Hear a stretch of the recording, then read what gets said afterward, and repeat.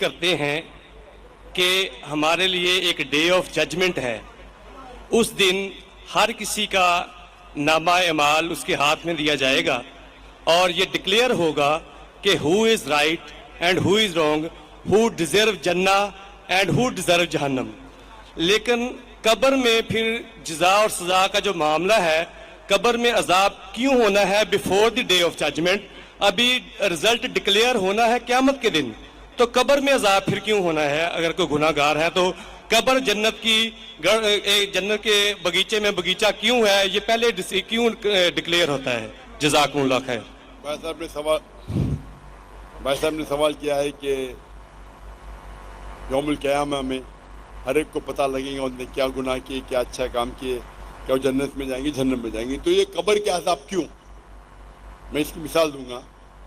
جب آپ کبھی پڑھتے اسکول میں یا کالج میں, ایک ہوتا ہے فائنل ایگزام, اور اس کا جواب ہے سورہ عمران میں سورہ نمبر 3 آیت نمبر 185, کل نفس ذائقۃ الموت, ہر نفس کو موت آئیں گی.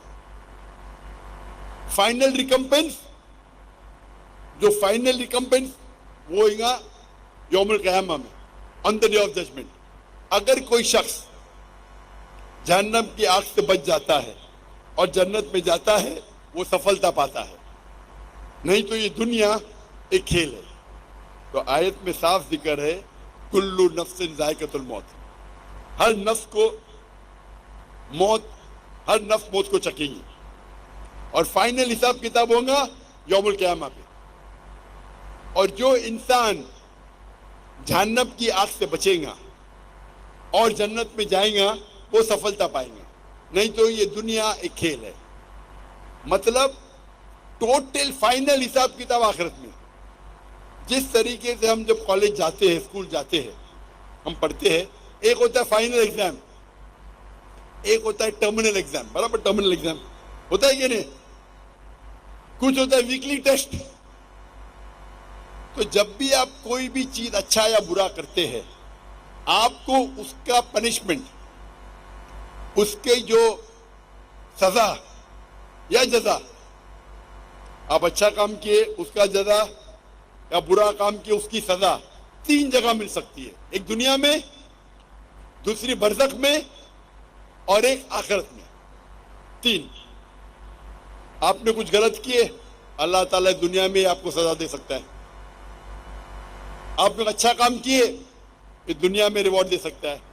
ہو سکتا ہے کہ سزا برزخ میں دے یا ریوارڈ برزخ میں دے, ہو سکتا ہے کہ آخرت میں دے. سب سے اچھا آخرہ ہے.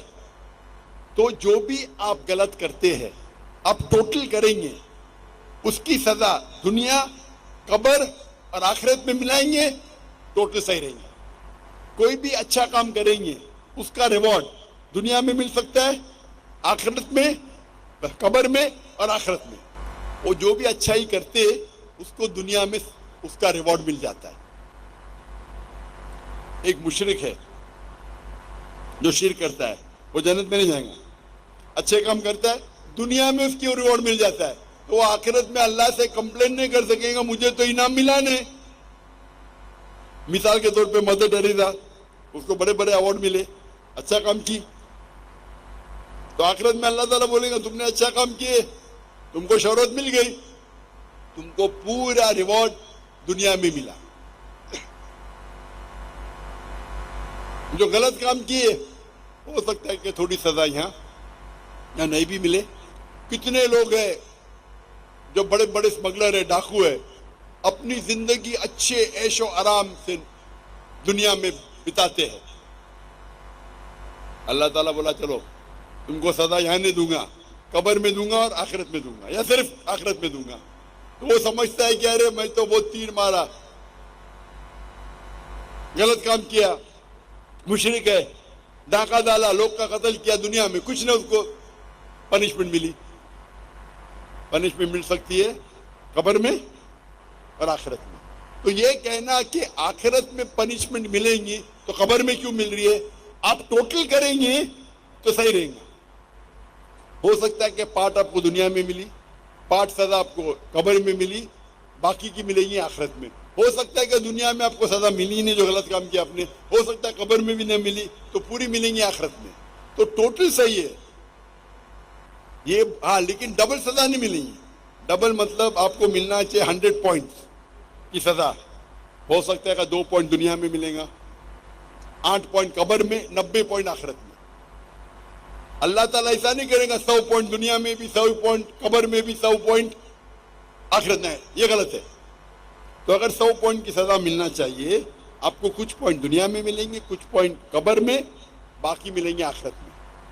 جو لوگ, اسی لیے اللہ کے رسول فرماتے کہ یہ دنیا جو ہے ایک مسلم کے لیے قید ہے اور ایک کافر کے لیے جنہ ہے. تو ایک غریب یہودی پھٹیلے چٹیلے کپڑے پہن کے, حافظ ابن حجر اسقلانی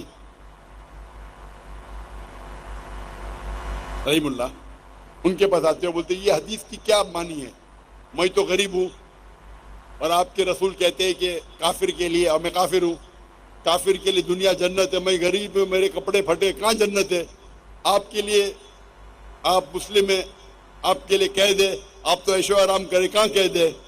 تو وہ فرماتے ہیں, جواب دیتے ہیں حافظ حجر اسقلانی کہ مسلمان جانتا ہے کہ جو اسے آخرت میں ملے گا وہ جنت, وہ اتنا عظیم ہے کہ اگر آپ دنیا کے سب سے امیر انسان بھی ہو, وہ آخرت کے مقابلے میں کچھ نہیں ہے, یہ قید ہے.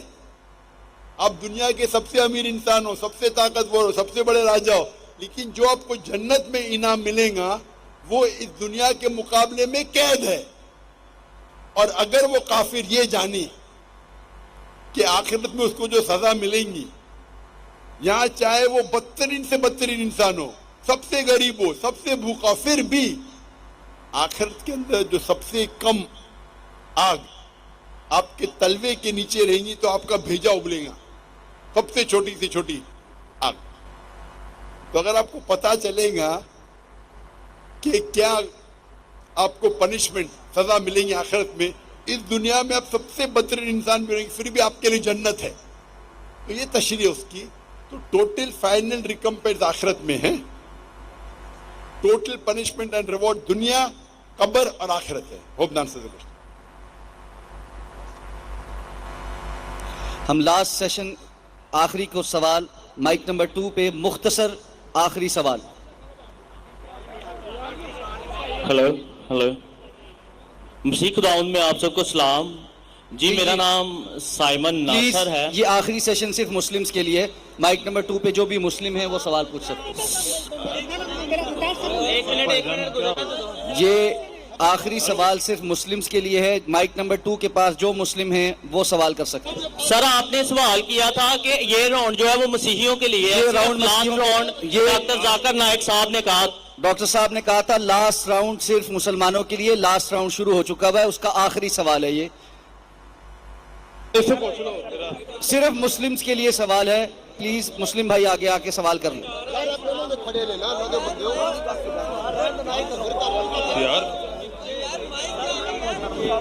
سر میں مسلم ہوں. میں بھی مسلم ہوں. مجھے ایک سلام پہنچانا. بھائی سوال کرنے والا بھائی آگے ہے, سلام پہنچانے والا بھائی آگے نہ آئے. ایک سلام, یار میرا سوال ہے. ایک سلام پہنچانا ہے. جی السلام علیکم, میرا نام حیدر گل فہام ہے اور میں دین حق کا طالب علم ہوں. میرا ڈاکٹر صاحب سے مختصر سوال یہی ہے کہ آج کے دور میں بہترین جہاد کون سا ہے؟ ایک سلام پہنچانا ہے. مائک بند کر دیجئے جی, مائک بند کر دیجئے. جیسے میں نے کہا تھا کہ آخری راؤنڈ صرف مسلمانوں کے ہوں گا, اور جو سوال پوچھنا چاہتے تھے اس نے پوچھ چکا تھا. سائمن پہلے سوال پوچھ چکا ہے تو اس کو موقع دیا گیا ہے, اور اکثر سوالات غیر مسلم نے پوچھے, تو یہ آخری راؤنڈ ہے اور یہ آخری سوال ہے. بھائی صاحب نے پوچھا کہ آج کی تاریخ میں سب سے بہترین جہاد کیا ہے. آج کی تاریخ میں سب سے ہم دیکھتے ہیں معاشرے میں, ہمارے معاشرے میں ٹیکنالوجی بڑھ چکی ہے, سوشل میڈیا آ چکا ہے, کئی فتنے آ چکے. سب سے بہترین جہاد ہے جہاد اپنے نفس کے ساتھ, اپنی نفس کے ساتھ جہاد کرنا ایک عظیم جہاد ہے. ہم دیکھتے ہیں کہ ٹیکنالوجی بڑھ رہی ہے, سائنس بڑھ رہی ہے, کتنے چیزیں ہم کو سوشل میڈیا پہ آ رہی ہے, اور کئی بار مسلمان بھٹکتے ہیں اور قرآن اور حدیث پہ عمل نہیں کرتے. ہمارا جہاد ہونا چاہیے کہ ہم قرآن اور مجید کے نزدیک آئے, قرآن اور مجید کے تعلیمات پہ عمل کریں. تو میرے نزدیک آج کی تاریخ میں سب سے بہترین جہاد یہ ہے کہ قرآن اور مجید کے تعلیمات پہ عمل کرے. قرآن کو ترجمے سے پڑھیے, حدیث کو پڑھیے اور اس پہ عمل کریے. انشاءاللہ مسلمان پھر سے دنیا کے چوٹی پہ پہنچیں گا. آج کی حالت میں مسلمان کو لوگ نیچے دیکھتے ہیں, فٹ بال کی طرح لات مارتے ہیں, کیونکہ ہم قرآن اور حدیث سے دور ہیں.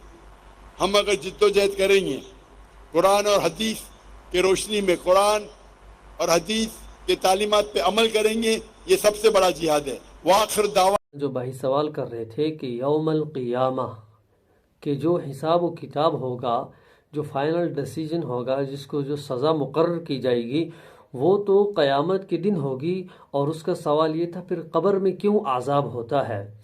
تو حضرت نے پھر جب یہ سوال کیا اور پھر ڈاکٹر صاحب نے یہ جواب دیا, ان کو سمجھایا کہ سب سے پہلے انہوں نے قرآن پاک کی ایک آیت بھی پڑھی, آپ نے سنی ہوگی یہ ویڈیو اچھی طرح, کہ کل نفس ذائقۃ الموت, کہ ہر جاندار کو موت کا مزہ کیا کرنا ہے, چکھنا ہے.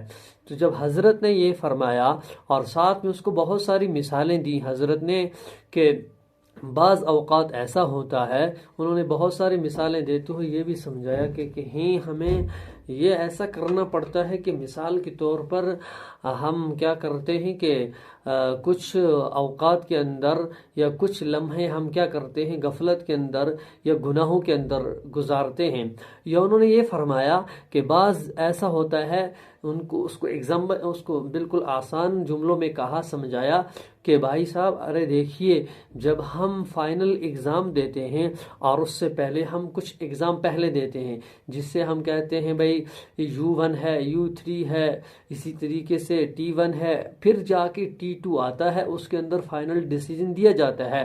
یا ہمارے چھوٹے بچوں جو کلاسوں کے اندر پڑھتے ہیں, ان کو کیا ہوتا ہے, ہفتے بھر میں ایک کلاس ٹیسٹ ہوتا ہے, اور اس ٹیسٹ میں اگر انہوں نے کچھ غلطیاں اور کوتاہیاں کی ہوتی ہیں, ان کو بعض اوقات کیا کیا جاتا ہے, اس میں اس کو پنشمنٹ ملتی ہے, ان کو سزا ملتی ہے. اسی طریقے سے انہوں نے سمجھایا. اور انہوں نے یہ بھی سمجھایا کہ قبر کے اندر بعض مرتبہ ایسا ہوتا ہے کہ اللہ رب العزت ان کو دنیا ہی میں سزا دیتے ہیں, اور کچھ کیا کرتے ہیں, ان کو آخرت میں قبر کے لیے رکھ دیتے ہیں, اور کچھ ہوتا ہے جو فائنل ڈیسیجن ہوگا اس کا, وہ آخرت کے دن ہوگا, یوم القیامہ, دا ڈے آف ججمنٹ, جس کو قیامت کے دن کہتے ہیں.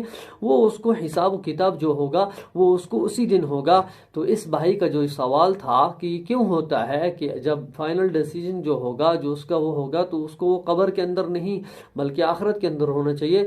تو اسی کو ڈاکٹر صاحب نے ان کو اچھی طرح سمجھایا کہ برے بھائی یہ ہے کہ کبھی کبھار ایسا ہوتا ہے کہ اللہ رب العزت جو, ہاں, اور ایک بات ڈاکٹر صاحب نے یہ بھی کہی, اگر اس کو مثال کے طور پر اس نے کچھ غلطیاں کی ہیں اور کچھ نیک کام کیے ہیں, تو ان کو کیا کیا جاتا ہے, کچھ ڈیوائیڈ کر کے اللہ رب العزت, کبھی ایسا ہوتا ہے وہ اللہ کی مرضی ہے, اللہ چاہے معاف کر دے, اللہ چاہے اس کو ہر ایک گناہ پہ پکڑ کرے, وہ اللہ رب العزت کا کام ہے. لیکن اللہ نے قانون بنایا کہ اگر کوئی چوری کرے گا اس کو چوری کی سزا ملے گی, اگر کوئی شراب پیے گا اس کو شراب کی ملے گی. یا کبھی کبھار ایسا ہوتا ہے اللہ رب یا ڈاکٹر صاحب نے یہ مثال دی, اگر کوئی چور ہوتا ہے, بڑے بڑے ڈیلر ہوتے ہیں, وہ کیا کرتے ہیں, چوری کرتے ہیں اور عیش و عشرت کے ساتھ زندگی گزارتے ہیں, اور بعض پھر ان کو یہ لگتا ہے کہ اب ہم پکڑے نہیں جائیں گے, ہمیں کوئی کچھ نہیں کرے گا, یہ ہے وہ ہے.